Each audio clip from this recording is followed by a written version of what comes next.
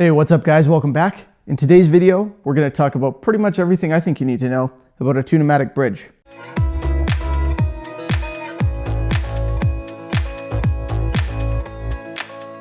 So we're going to install this on our guitar kit build that we've got here. This is the Gibson one, and this one actually comes without the nuts slotted, so that's going to be fun. We're going to do that part of the process.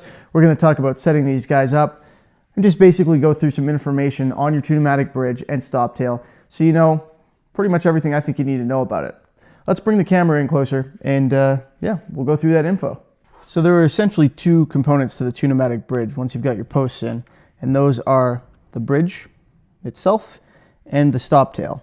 So the stop tail just slides on from the back here, and that's all there is to it. The strings go through and the tension is what holds it in place. The bridge simply sits on top, and again, the pressure from the strings is what holds this in place. So you don't need anything to bolt it down, it just sits right on top of there. Now, technically, it doesn't matter if you put it facing that way or this way.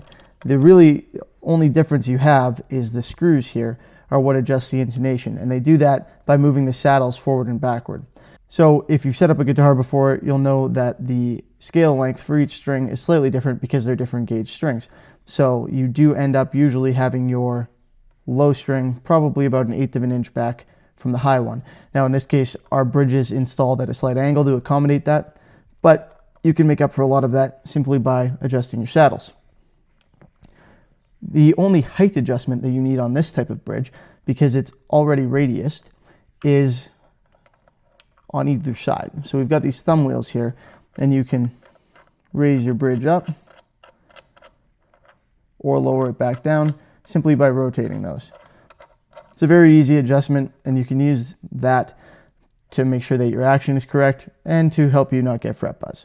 In terms of the stop tail, you can also adjust the height of that very similarly using a screwdriver or just your hands to raise these out or put them back in. The height of the stop tail doesn't really matter. There is only one aspect of this that is important.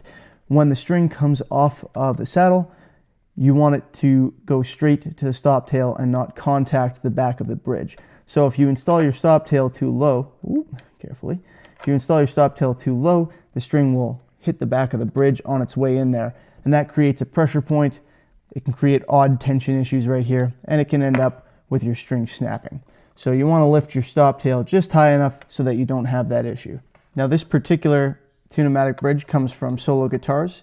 You can use the solomusicgear.com link in the description if you'd like to pick one of these up. This is the Gibson one. They also have other aftermarket models. The interesting thing about this one is it doesn't have anything done in terms of putting a slot there. So we are going to need to do that ourselves. And that can just be filed in. You could string the guitar up and double check where you want each of them to sit, but truthfully, every time you see a bridge like this, the slot is right in the middle of the saddle. So we can adjust the height very, very marginally if we need to by deepening that slot just like you would on a nut.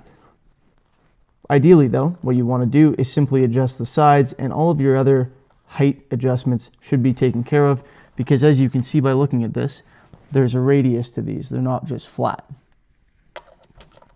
What I'm going to use here is just a small triangular Hosco file from Solo Music Gear as well. You should also be able to use nut files, but we don't need these to be as specific as when you're putting a slot in the nut. This is just to guide the string over the saddle. So I'm going to take this and gently put a small notch in the top, in the middle of each of these to guide the strings through them. Now I'm going to do this off to the side here because it would be foolish for me to do this with it still in the guitar. Putting this somewhere sturdy is a good idea, but I also don't mind just doing this gently by hand while holding it. I'm just going to gently start my notch, and using a diamond file like this is my is what I suggest, because it works well for filing metal. And just gently put your string slot in there.